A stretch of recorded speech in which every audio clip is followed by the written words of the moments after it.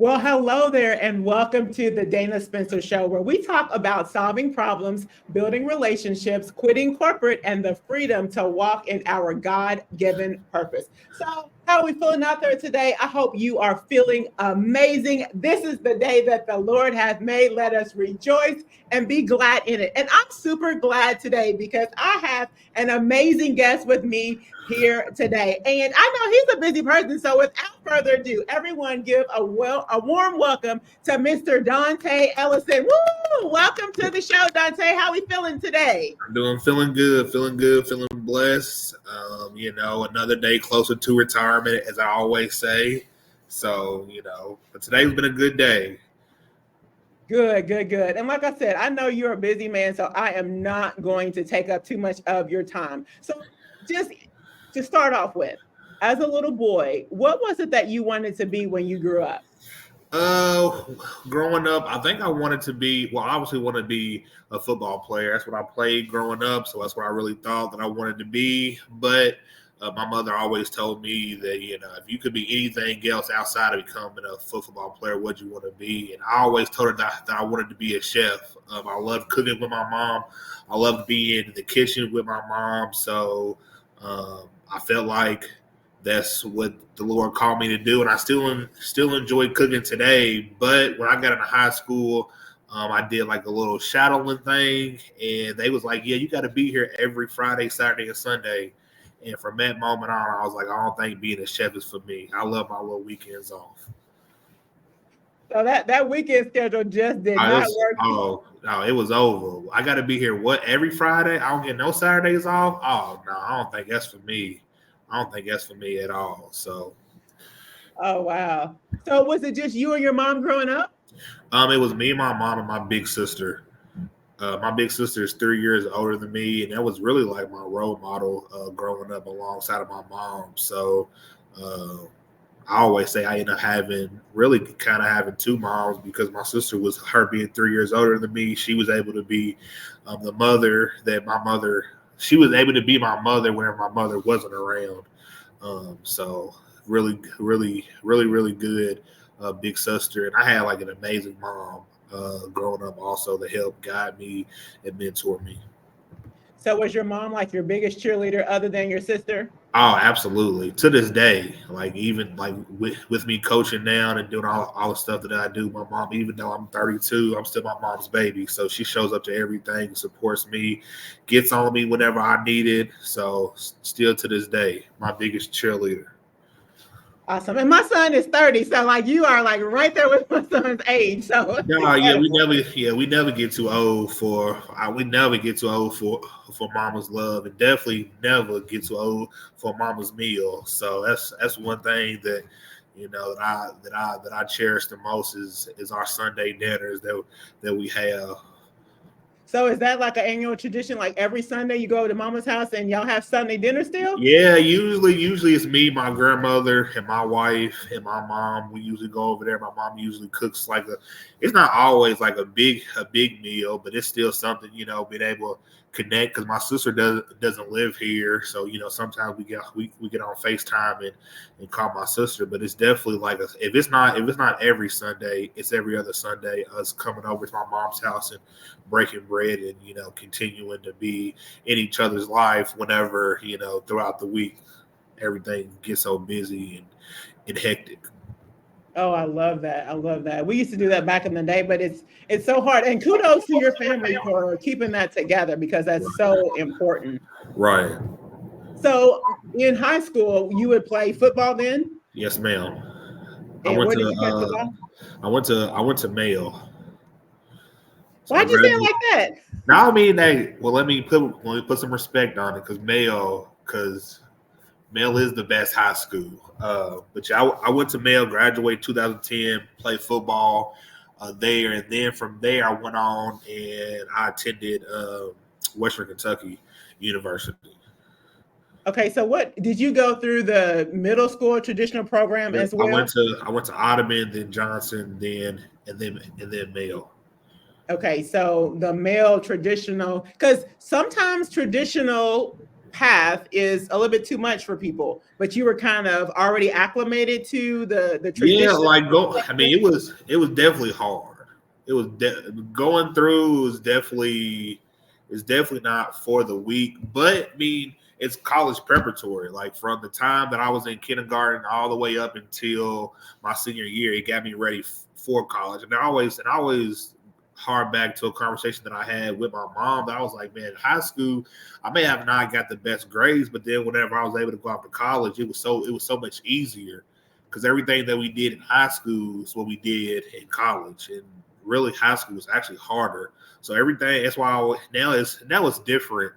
But back whenever I was in school, it was more so like you sent your kid to Mayo or Butler because that was other traditional school because you wanted them to get the experience before for them to go to college and not to jump right into the workforce. And it definitely was true. It was true for me. It was true for my sister.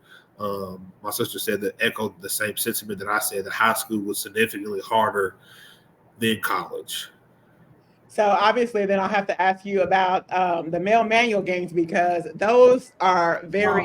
a very heated rivalry. Very, yeah, very much so. Very much so. I mean, football wise, we ended up going 2-2 against them. One my freshman and my senior year, but it was a while you're in it, it's just fun because you're playing against guys that you played against your whole life. But now, being an adult, you like cherish it because the same that those guys that went to Manual, they graduated kind of on the same career path that I was on in certain ways because you don't go to Manual and not go to college. You don't go to Mail and not go to college. Like it's just not what you do.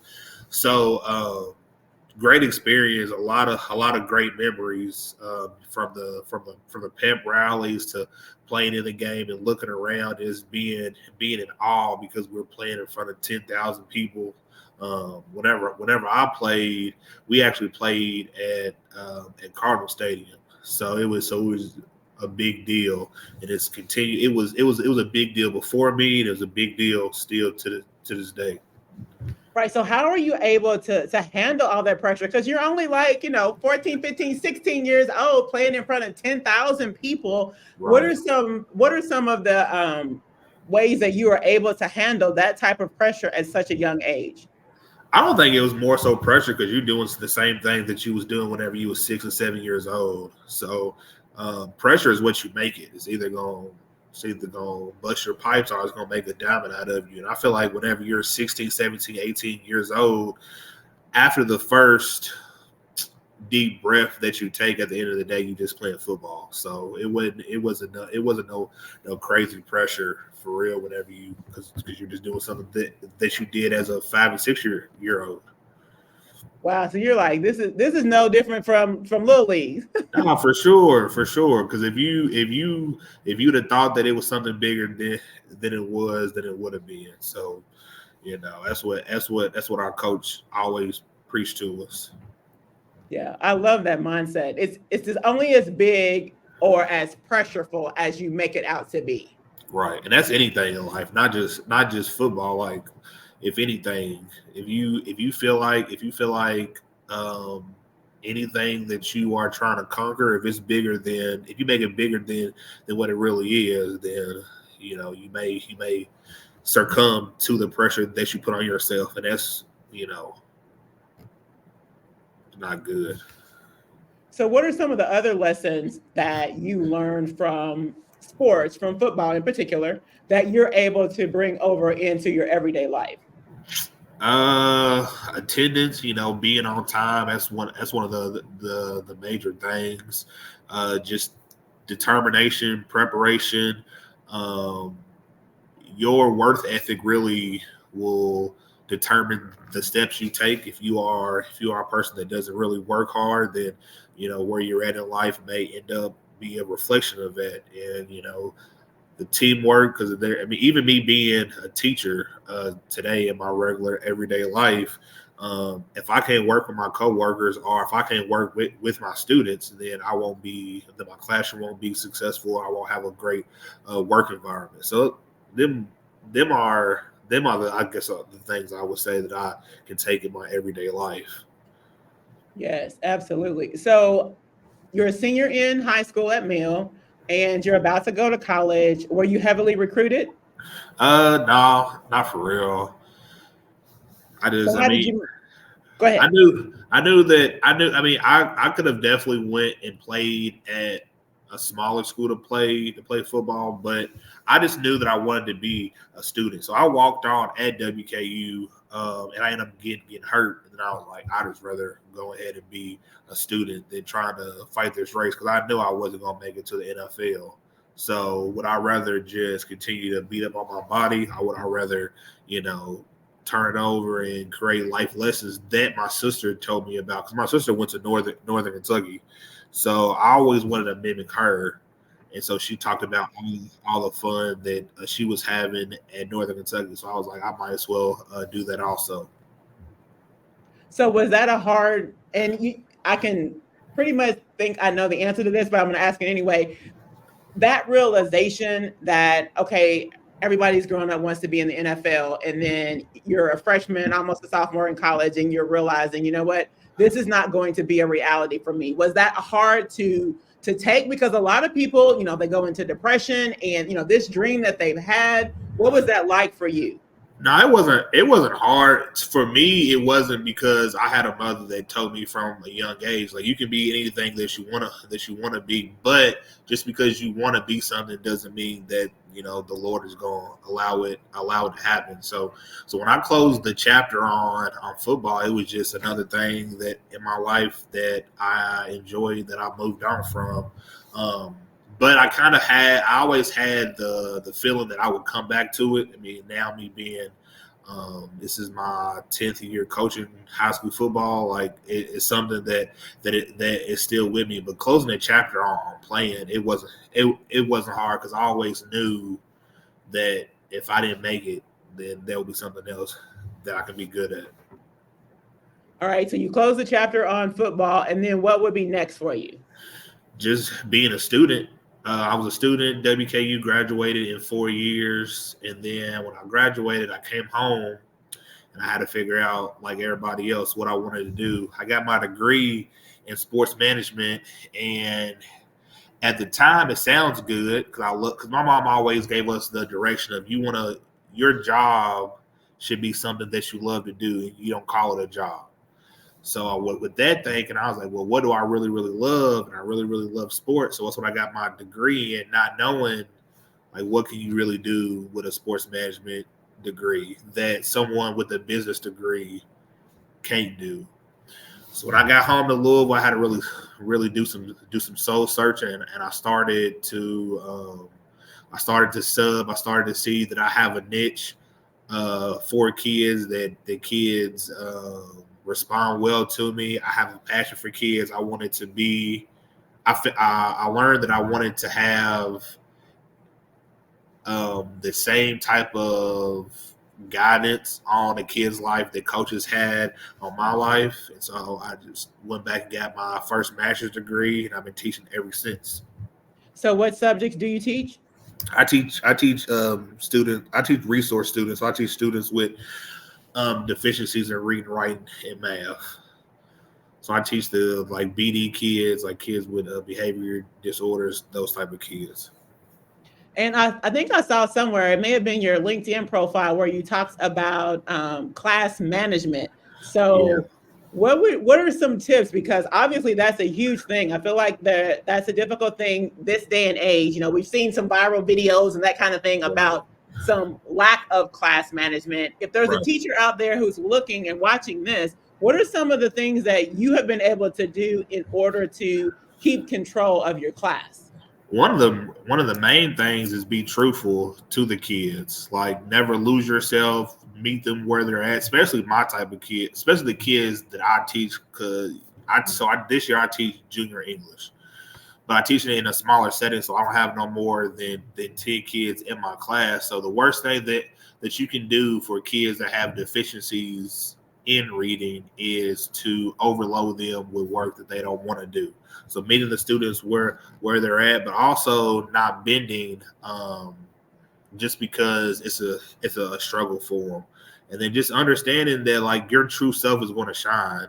Like if you are a person, like you have to feed off what you're best at, because if not, these kids are going to pick up on it, and if you try to be something that you're not, then they're going to just come at you all different ways. And sometimes I always say that whatever happens today happens today. Like you can't take what a student does on Monday and you can't drag it out into a Thursday, because we want forgiveness, and we want our spouses at home to allow us to have grace for the very next day. So you should lend that to your kid, even though sometimes the kids can make you not want to lend them grace. You got to understand that everybody deserves grace, and especially these kids, because you don't know what these kids go through at home. Like you don't know what happened the last period. You don't know what happened the night before. You don't know if that kid ate. You don't know anything about them. So if we want grace, we got to extend grace, especially in the education field. Yeah, that was so good. And so what about on the field? So you're coaching high school football. Yes, ma'am. I'm the head coach at J-Town football Okay. and rugby. Okay, J-Town. Yeah. And actually, I think a security guard from my church actually works at J-Town. And I remember his first day, he was like, it was rough. So how are you able to control your kids on the field? I'm big on love. I was loved on whenever I was in high school, whenever I was in little league. So the first thing is love, and showing the kids that you love them first. You love them not for what they do on the football field, not what they did in the classroom, but you love them just for existing. Because some of these kids walk around and they may not have a parent that loves them. So one of the big things that we preach on is love and unity. So that's what all my kids hear every day. Win or lose, they know whenever we break the huddle, I'm gonna tell everybody, or whenever we break it down to go home, I'll tell every kid that I love them. The second thing is really just having a standard, and not allowing myself, my coaches, or my players to fall below that standard. And whenever they do fall below their standard, know that there's going to be repercussions, and there's going to be different things we have to do to get back on track. Those are really the main two things that we have to quote unquote control our kids, which I don't like to a mindset of like control. Like I feel like if you just look at it as we have a standard of rules, these standards of rules that get you to become a better young man, a better husband, a better future father. And if you follow those things, we feel like that it'll get you to where you need to be at. Not just now. Like our standards are not nothing that only pertains to a 15, 16, 17-year-old, but also a man in his 20s, a man like me in my 30s, 40s, 50s, and so on and so on. Yeah. And so in terms of learning your players, because, I attend a lot of football games, Right. and I've seen coaches just like light into their players. Right. And me personally, if you were to yell at me, like I've seen some coaches yell at their players, like I would completely shut down. But Right. now I understand there's some players that respond best to being yelled at, and then there are some players that don't. How are you able to know which players need what in order to get them to respond in a positive way? It's all about timing and understanding who your kid is. This how you said. I was a kid that if you yelled at me, it didn't motivate me like at all. Like it really didn't motivate me. Probably because my mother at home, she never really yelled, but whenever she yelled, you knew it. So I always correlated to like if you're yelling at me, I'm disappointing you, whatever, and it made me feel a type of way. But you just have to really know your kids now, especially whenever they first get into your program, your freshman year. You got to work out different things. So whenever you mess up, the first time you may have to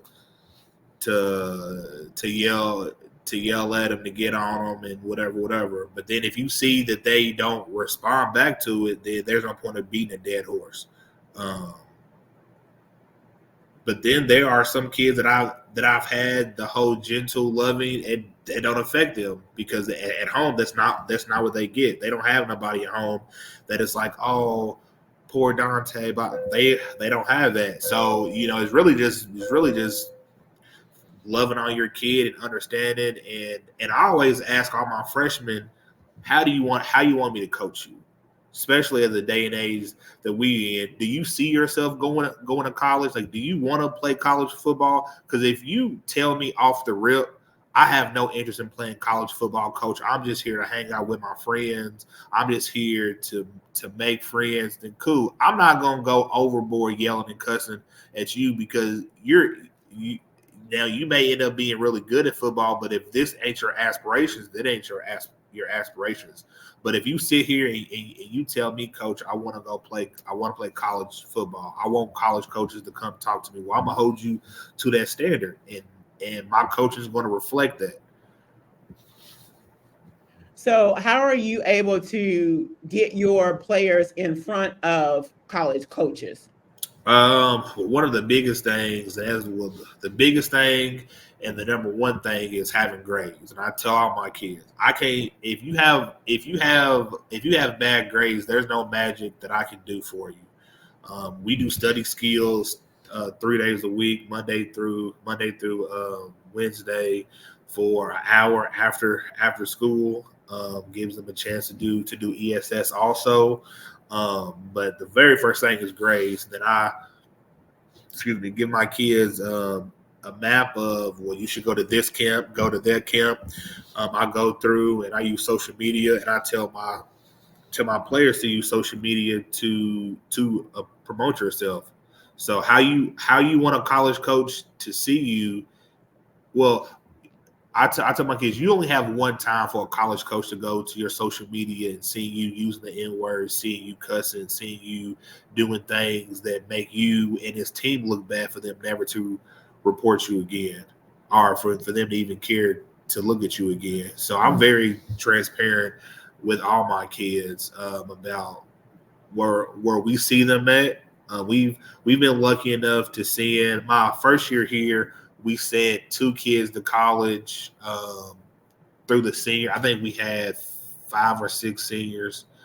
2 of them went to college. Well, all of them end up going to actual college, but 2 of them end up playing this year. This being our second year, we have 3 kids that's going to end up going to play college football. So it's definitely something that we care about.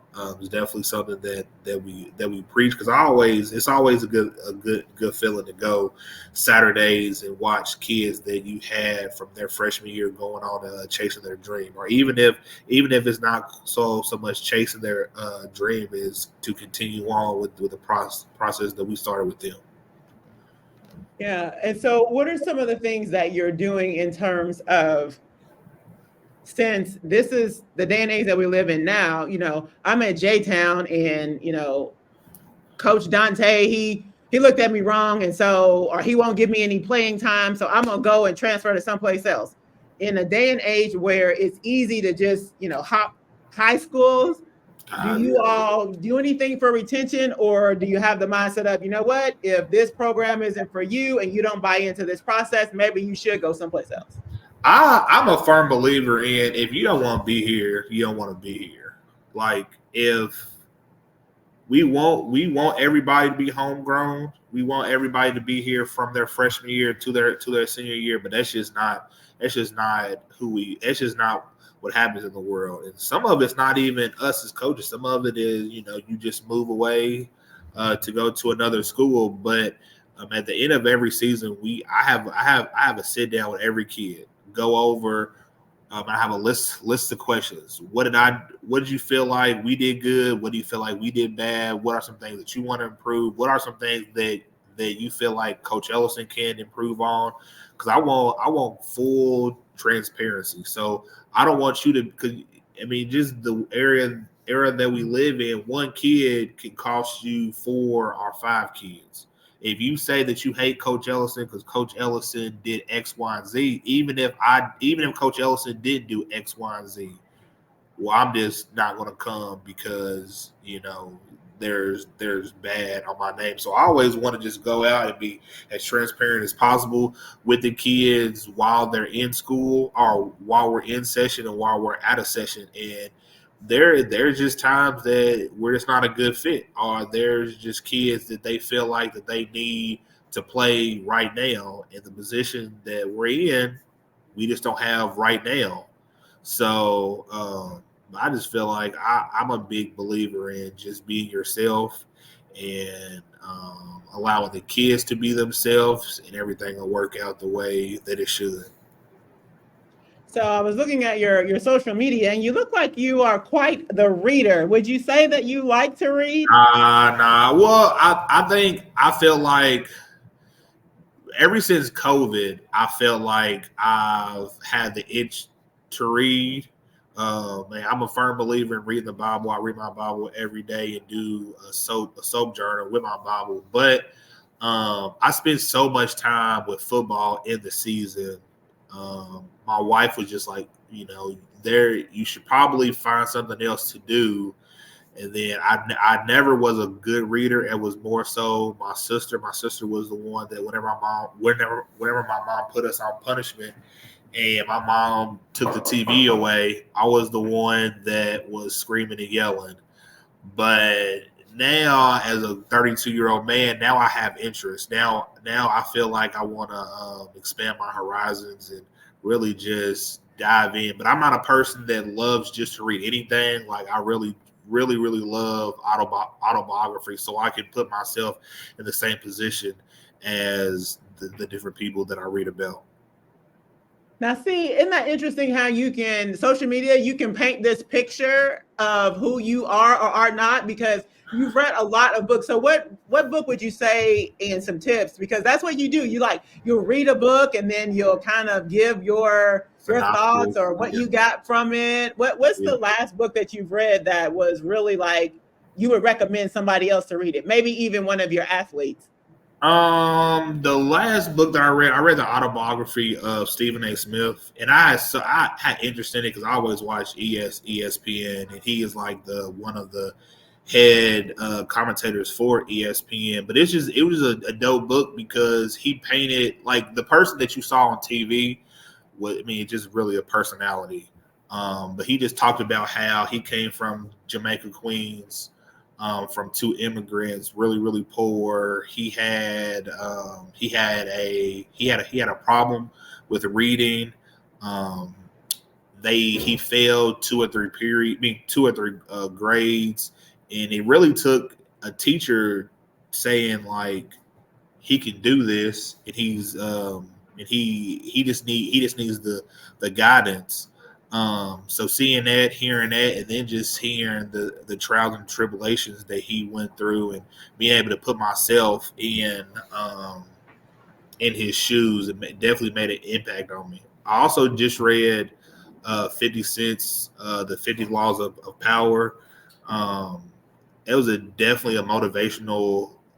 Definitely use it for motivation. Goes through different things, and it's really just a book about believing in yourself, betting on yourself, and not allowing your mind to become weak and to get you off track. So those two are definitely books that I could recommend for really anybody. There's a bunch of books that I done read really over the last year and a half, but those two books are really the ones that resonate because I always try to get something out of it. Like I always try to get something that I can add to my everyday life. And yeah, those two, especially the 50 Cent 50 law, the 50th law, both of that book is really eye opening. There's a lot of one-liners in there that I can use in my everyday life that we have like a mirror in our locker room that we can put positive affirmations on. So I definitely learned a lot from that book. And so you talked about reading the Bible every day. And, obviously if you're an athlete, you could potentially be playing, every Sunday. And a lot of times these travel teams play on Wednesdays and they play on Sundays. So I'm concerned from an athlete's perspective about their involvement with, going to church or their relationship, with the Lord Jesus Christ. So how are you able to, and I know it's tricky, with the school and this, that, and the other, but if it's such a strong belief for you and not being able to imagine what your life potentially would be like without having your relationship, how are you able to encourage your players to, whether it's go to church or have their own relationship? What does that look like this day and age? We have FCA guy that comes in here during the year. He gives them a word. It's not mandatory. So at the end of our walkthrough on Thursday, I just tell the guys like, hey, we have somebody here that's going to give you the word. It's not mandatory. If you wanna go to the locker room, that's fine. If you want to stay here and get the word, that's fine. Also just in plain and simple with my faith, with my kids, I tell my kids if you ever are going through anything, you want me to pray for you. If you ever wanna, like I said, I read my Bible every day. So I always tell my kids if you wanna bust down my Bible study with me, if you want me to give you a few verses a day, anything like it, I'm open. I don't push my religion on my kids, but my kids definitely know where I stand at, and I'm just here for them in general. Even if they don't believe in the Lord like I do, I'm always telling them that I'm there for them spiritually, in any way that they need me to be. Awesome. And so on the Dana Spencer Show, we love a good love story. So tell us how you met your wife. Oh, I met my wife actually in 6th grade. We both went to Johnson. I knew her. She definitely did not know me. We rode the bus together, and my wife, she just, I guess I was ugly or something, because she just never paid me any attention. But my wife was just so unique because I date a white wife. I mean, my wife is white, but her name is Tanisha. So that's just always she just always was unique for whatever reason to me. And I ended up going to Male, she ended up going to Butler, and I just always kept tabs with her. And then right whenever I was starting to get into teaching, I just asked her out on a date, and she's been stuck with me ever since. Oh, so 6th grade, you were able to be like, that's the one? I really Sixth grade, and whenever she tells a story, she'll tell everybody like, I don't have no idea, don't remember him, don't nothing at all. But I was just so intrigued with her. So every day I thank the Lord for many things, and definitely my wife is one of them. Well, and I love that your support for her on your social media page. I mean, it just warms my heart for any man to support his wife. How important is this for, maybe that guy who's out there listening, or that coach who, maybe doesn't support his wife 100%? What are some tips that you would give to him? I always say a happy wife is a happy life. But it just like, I want my wife to support me. So I always look at my wife as if I look at my mom or my sister. Like I would want my mother's husband and my sister's husband to be there for them in all facets of life. So it's just one of the main facets is just supporting them, loving them. My wife supported all the crazy dreams that I have. So it'd be irresponsible for me not to reciprocate all the love and energy that she gives. So, I mean, if I could give any young man advice when it comes to like marriage, is just loving them the way you want to be loved. I mean, that's just what the Bible says, but it's just in general. Like if you want your spouse to support you, you should support them, and not just words. It needs to be affection and in all aspects. So from your mother's standpoint, because I my son married a white lady as well. Right. And so from a mother's standpoint, or your mother's standpoint, was that tricky, or was it just like, oh, as long as she loves you, color doesn't matter? No, it's definitely it was something that my mom talked about whenever I was little, but my mother always had notion or saying. She said, I will always love the woman that you love if you can go to her house and eat at her table and be loved by them. So, and my wife's family has always welcomed me, loved me. The food is not the same. Food is definitely not the same. And I love my wife's family, but so part of it's not the same. Now my mom definitely did not say I gotta love the food the same, but you left that part out. yeah, definitely. That part definitely got skipped out. But yeah, my mom's always loved everybody that I love, because I feel like I was always been a reflection of my mom. So, you know, I think my mom raised me well enough to know that I wouldn't be around, especially marrying someone that didn't have the same characteristics and have the same love that she instilled in me. Now, were there role models for you, role models growing up for like male figures? Because a lot of times they're saying, if there's not a male in the home, then you can veer off to the left or to the right. Was there somebody in your life, uncles or a grandpa or somebody that kind of put you in line when your mother was like, here, I can't do nothing with them, like you take them? Nah, not for honestly, there really wasn't. I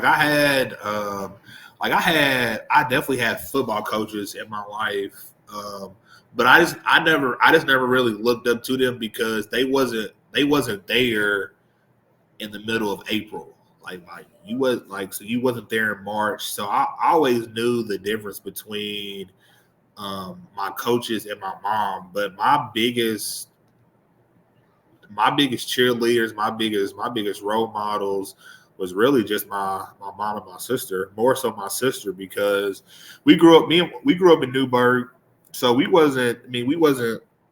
didn't have everything, especially being in a traditional school where we went to school with some very wealthy kids. So they had all the shoes, they had all the nicest clothes. Um, we never went without by any stretch. But there was like a difference. Like my mom, like we didn't live in a house until my junior year of high school. While a lot of people that I went to school with, they was living in these 4 or 5 bedroom houses from the very start. So I always looked at my sister with so much love, because that's like, well, if Crystal can do it, I can do it. We came out of the same woman. We shared the same room. My mom had the same standard and the same delivery to me and my sister. So my sister was my biggest role model, because if she could do it, then why couldn't I? So what are you seeing with your players in terms of, I don't know what the statistics are or what your dynamic of your team is as far as ones that have fathers in the home, ones that don't. Are you seeing a difference? You said you've been in this for 10 years. Are you seeing a difference Nah, between the students? it's how it was whenever I was in school. If I'm gonna be playing, a lot of the white kids that I teach and coach, they come from 2-parent households, and probably about 50. It's like 50-50 with the black students that I have. If they have a 2-parent household, and that's one thing I love that I get to do, is that I get to be like a father, like figure to these kids, or an older brother or older uncle to these kids that don't have guidance. And some of my kids, just because you have a father in your life doesn't mean your father's in your life. So the fact that I get to me and my staff get to like pour in and be the standard of what these young men see is great. And so you don't have any type of, when you think about social media and anybody can take a video of you at any time while you're coaching or while you're, with your wife or wherever. Do you feel that pressure from, with social media, or it's just part of the role? No, I think it's just part of the road, but I understand that. I always say this, right? My mother and my grandmother both follow me on social media, so I'm not gonna put nothing on social media that's going to embarrass my grandma. And my grandma is the love of my life. And I know I would hate to get a phone call about her saying, Tay, why are you doing X, Y, and Z? So I think with that mentality, social media doesn't bother me. And I feel like if you're never acting, then it doesn't matter what you really say or do whenever people's around. Because at the end of the day, you got to look yourself in the mirror. And if you're happy with what you see, then it doesn't matter what anybody else says. Awesome. Well, I'm not going to keep you much longer. My last question would be, if we were going to put a bow on this conversation, what is it that you would want the listeners to walk away with? Just to be yourself, love yourself, always be guided by the Lord, and everything else will take care of itself. Awesome. Couldn't have wrapped it up no better than this. So God loves you, and he never forget that the love of God, you cannot be separated from him. Yes, Thank you so much, Coach Ellison. And until next time, be blessed. Yes, ma'am.